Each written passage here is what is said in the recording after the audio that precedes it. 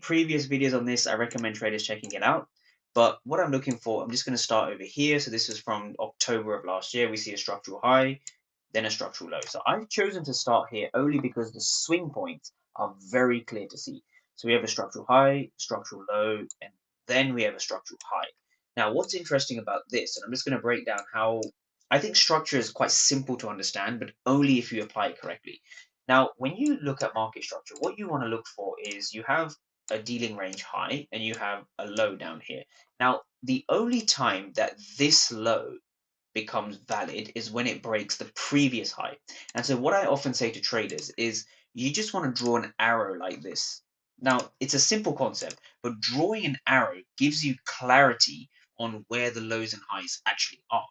So now if we continue the cycle, what we can see here is we have structural high, structural low, structural high.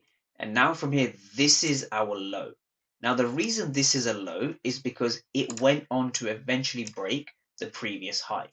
And so I would then recommend everyone just draw an arrow over here. Now, this here is it's not the biggest break, but actually no.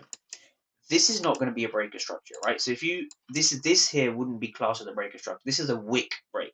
So this would be the breaker structure, right? So just to make that clear, a breaker structure on the higher time frame, such as a 4 hour or the 1 hour, you want to see a body break, right? Essentially. So what you're seeing is this is the previous high, right? This is a wick sweep, so that's not a breaker structure. This is the breaker structure. And so you want to take that into account when you're looking at your market structure.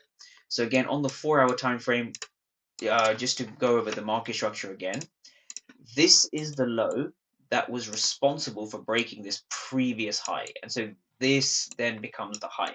I hope that makes sense. So market structure is one of the simpler concepts or simplest concepts if you can understand how to use it. So now on the 4 hour, when we go to the most recent market structure, especially in the news and everything that's going on with Donald Trump, this is your high, this is your low, and then this is your high.